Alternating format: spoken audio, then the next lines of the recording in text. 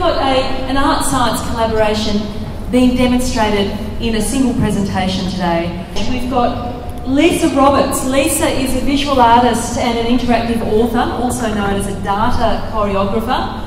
She dances, she draws, she animates primal forms that she says express microscopic, astronomic and human forces of change and transformation.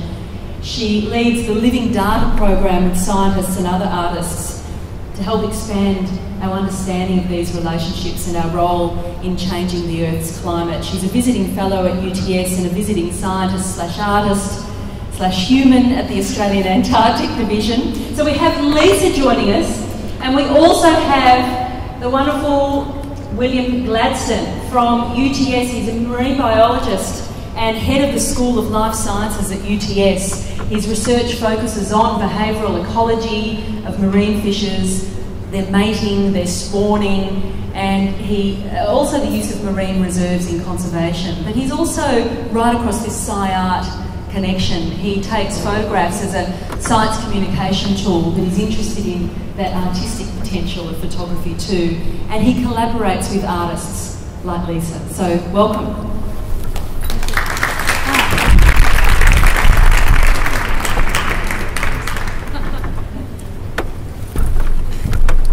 This is me researching the behaviour of great white sharks on the beaches around Port Stephens from a helicopter. I'm really interested in questions like, why do juvenile sharks hang around in the surf zone? And how long do they stay there for? I'm also totally inspired by the beautiful patterns that form by the interaction of light and seawater.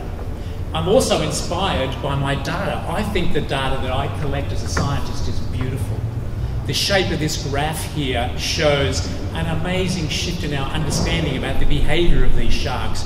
We totally didn't expect their numbers to increase in that way.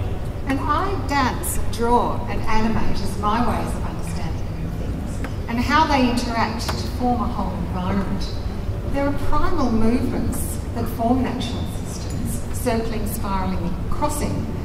For example, the circumpolar current around Antarctica and cold bottom water circulation. And the architecture of our bodies lends itself to naturally describe these forms.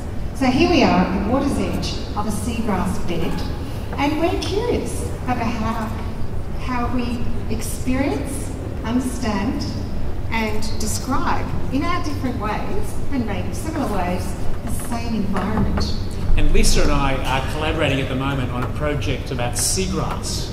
We're exploring the art and science of seagrass, and we're going to produce artworks that represent our scientific understanding and our emotional responses to this critically important habitat. We're already doing it. We are. And seagrass beds are chock-a-block full of different species of fish and crustaceans, and many of them don't occur in any other habitat. They have important ecological roles in the ecosystem and important roles for us as humans. And one of our amazing discoveries in our exploration of seagrass is that not all seagrass beds are the same. And this beautiful data here shows that seagrass beds change in different ways through time. They look the same, but they change in different ways. And our shift in understanding is that change and not balance is the norm in this critical habitat. And I engage all my senses in the surprising new knowledge that seagrass per square metre is more effective than whole forests, much more effective at drawing down carbon dioxide from the atmosphere. And I find this insight quite a paradigm shift for me personally. Great. We also know that microorganisms play vital roles in the health of any living system. And so we look down microscopes and we draw what we see as living in the seagrass.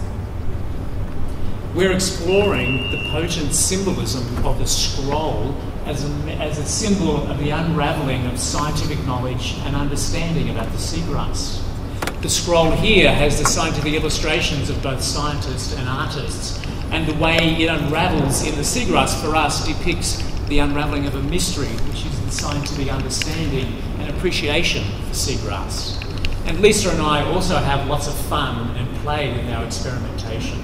And this is Lisa in a motion capture suit in the UTS data arena. It's a 360-degree 3D immersive environment, and Lisa is about to perform her seagrass dance in which she interprets the moving patterns of seagrass. And this is Lisa's seagrass avatar. And as Lisa sways and dances in the data arena, her avatar also moves and circles in response to the virtual currents that bathe the seagrass beds. The interconnecting lines show our connections to seagrass.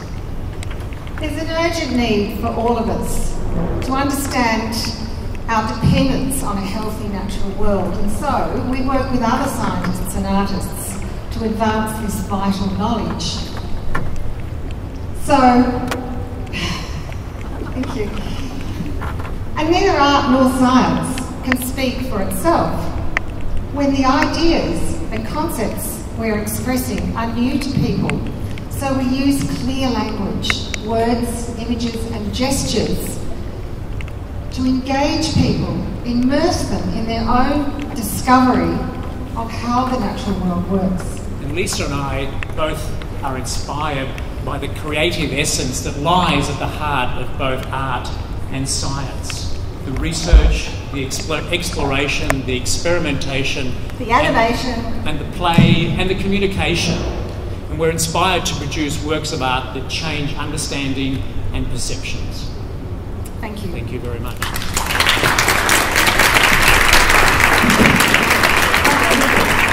What a wonderful, wonderful collaboration. What fun as well.